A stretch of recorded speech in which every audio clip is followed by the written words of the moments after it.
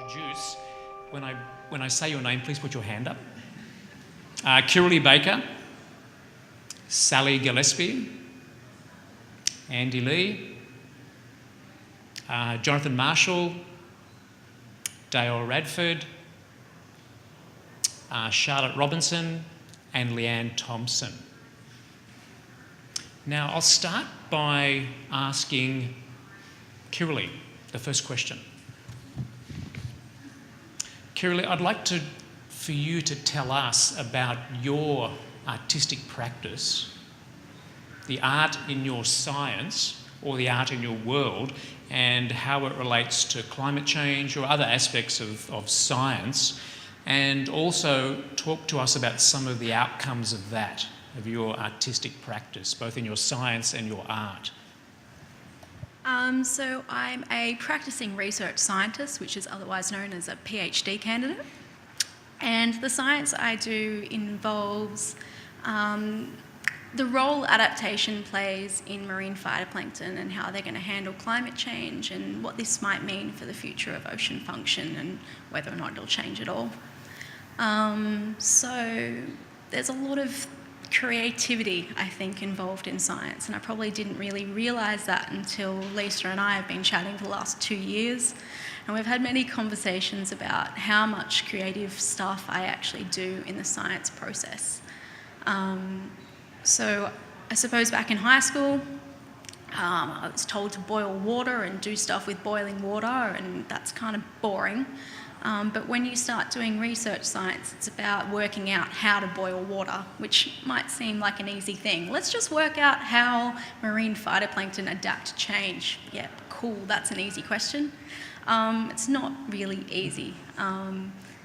There's a lot of methods that involve creativity. Oh, that didn't work, let's try something different. Oh, that still didn't work, let's try it again in different ways. So thinking on multiple levels about how to tackle one challenge is creative in itself, just the experimental design process. So it's taken me a good part of 1.5 years, maybe almost 2 years, to answer a tiny little question of how temperature can affect one little tiny organism and how it goes about adapting. And we found some really good results that these little algae can adapt and can change.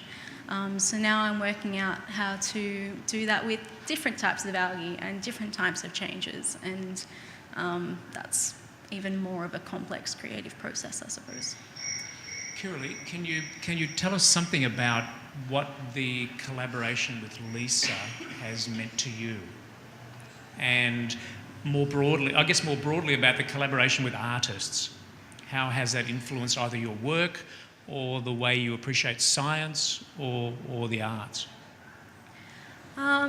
I think I've chosen a career which came naturally to me, and I didn't really understand why it was such a natural process to do science.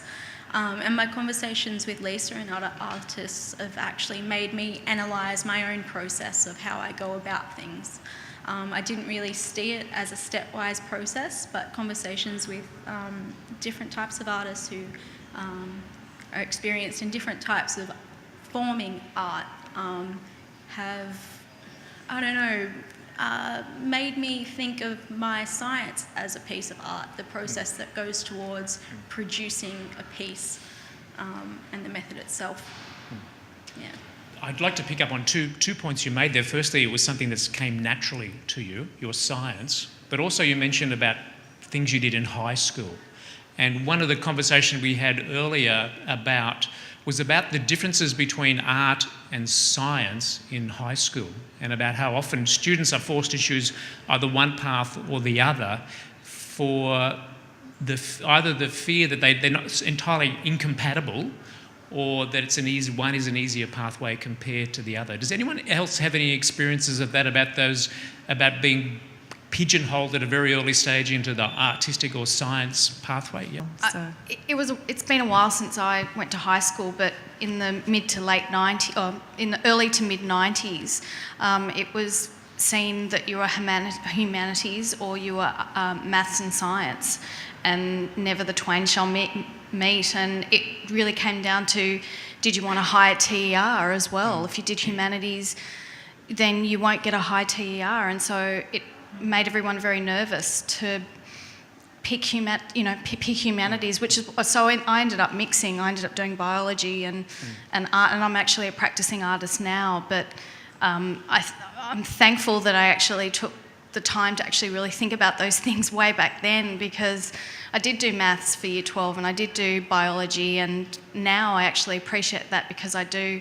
I'm looking at quantum physics with my art practice, so you never know how it'll come around 20 years later, but there was a lot of fear.